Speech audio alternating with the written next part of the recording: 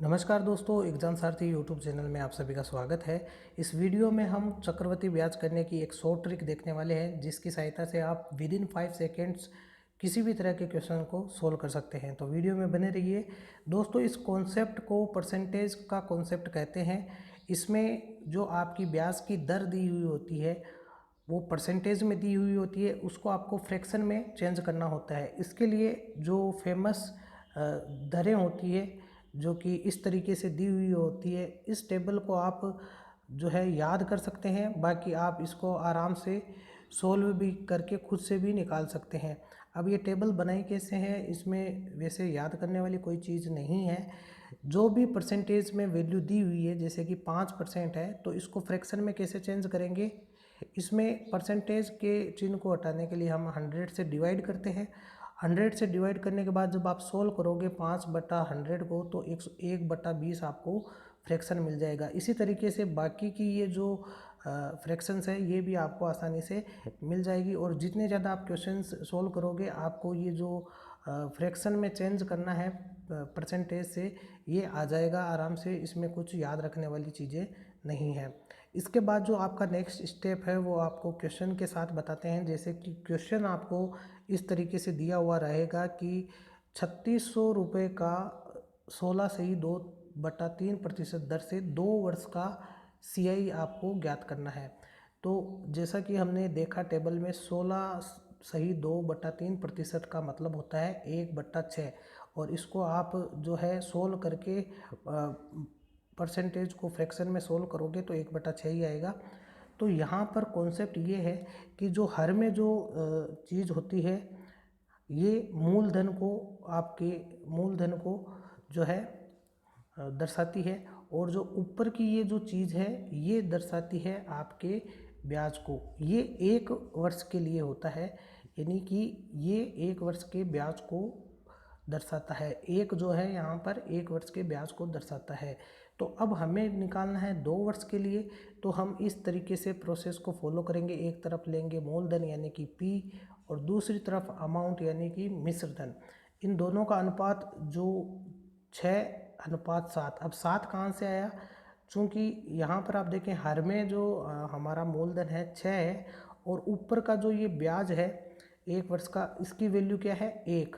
तो हम जब मूलधन में यानी 6 में 1 को जोड़ेंगे तो हमारे पास मिश्रधन आएगा, जो कि क्या होगा 7। यानी 1 वर्ष के लिए हमारा जो ओवरऑल मिश्रधन होगा 1 वर्ष के लिए, वो कितना हो जाएगा 7। 6 + 1 7 हो जाएगा। अब देखिए आराम से समझते हैं इसको। तो हमारा जो अनुपात है 1 वर्ष के लिए वो क्या आया 6:7। अब हमें 2 वर्ष के लिए निकालना है, तो हम क्या करेंगे, दोनों टर्म्स का स्क्वायर कर देंगे। यानी कि 6 का स्क्वायर और 7 का स्क्वायर, दोनों का स्क्वायर कर देंगे 2 वर्ष के लिए।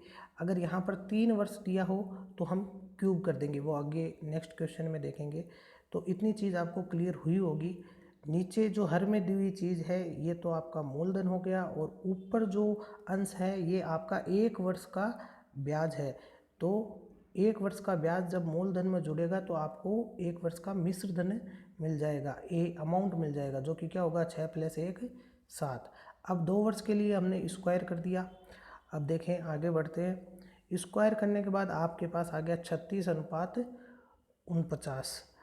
अब देखें यहाँ पर, ये है आपका 36 जो है मूलधन है, 49 जो है आपका मिश्रधन है। इन दोनों का जो अंतर होगा वो क्या होगा CI।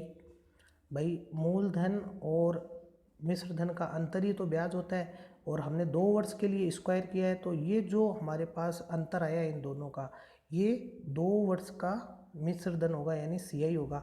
तो इन दोनों का अंतर आया 13 आ गया हमारे पास। अब ये तो हमारे फ्रैक्शन में वैल्यू आई है। एक्चुअल वैल्यू क्या होगी, तो आप देखिए क्वेश्चन में दिया हुआ है कि मूलधन की वैल्यू 3600 है, लेकिन हमारे हिसाब से कितनी है, जो हमारी कैलकुलेशन में केवल 36 है। तो यहाँ पर हमने जो एक्चुअल जो वैल्यू दी हुई है क्वेश्चन में 3600, इससे अगर हम कंपेयर करें हमारे मूलधन को जो हमने फ्रैक्शन से निकाला है, परसेंटेज के कॉन्सेप्ट से निकाला है, उससे अगर तुलना करें तो 100 के मल्टीपल पर है।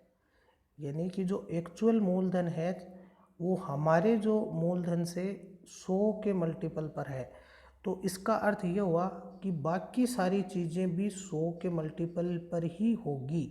यानी कि जो एक्चुअल मूलधन है वो हमारे द्वारा जो परसेंटेज के कॉन्सेप्ट से निकला मूलधन है उसका 100 गुना है, तो बाकी सारी चीज़ें भी 100 गुना होगी। तो मिश्र धन भी 100 गुना, तो मिश्र धन निकालने का बोला है तो आप 100 से गुना कर दो, 4900 आ जाएगा। और CI निकालना है तो 13 को 100 से मल्टीप्लाई कर देंगे तो 1300 हमारा जो है चक्रवृद्धि ब्याज आ जाएगा, CI आ जाएगा। तो आई होप कि ये कॉन्सेप्ट आपको समझ में आया होगा।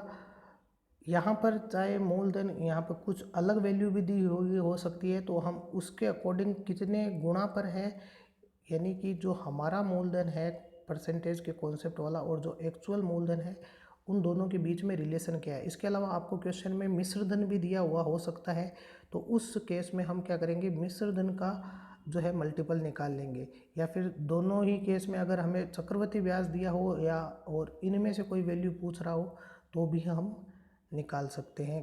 तो उस तरह के क्वेश्चन हम आगे देखेंगे। अब 3 वर्ष के लिए हमने क्वेश्चन को देखना है कि 3 वर्ष के लिए, ये देखिए ये क्वेश्चन आपका है जिसमें कि 3 वर्ष के लिए कैलकुलेशन करनी है। यहाँ पर गलती से 2 लिखा गया है, तो 3000 का 10% की दर से 3 वर्ष का CI आपको ज्ञात करना है। तो वही कंसेप्ट हमारा परसेंटेज का चलेगा।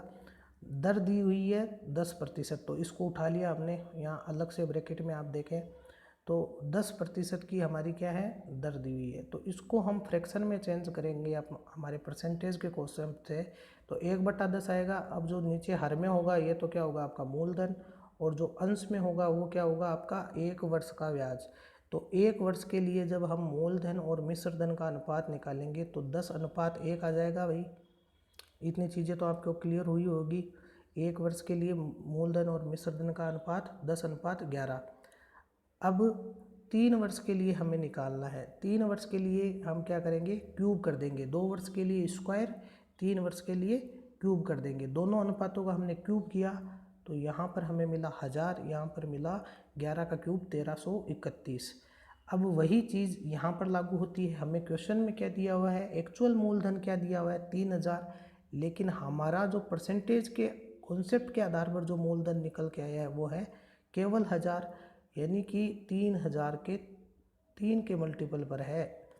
एक्चुअल मूलधन जो है हमारी कैलकुलेशन से जो मूलधन आया है उसके 3 गुना मल्टीपल पर है, तो हर एक चीज़ 3 के मल्टीपल पर हो जाएगी।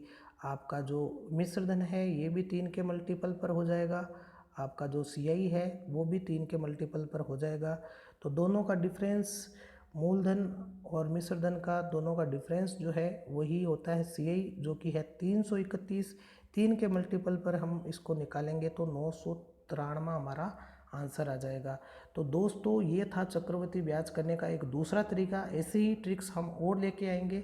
साथ ही जो CI SI के अंतर पर आधारित जो क्वेश्चंस होते हैं और अलग अलग टाइम के हिसाब से जो क्वेश्चंस दिए होते हैं वो भी क्वेश्चंस हम इसी ट्रिक से करेंगे।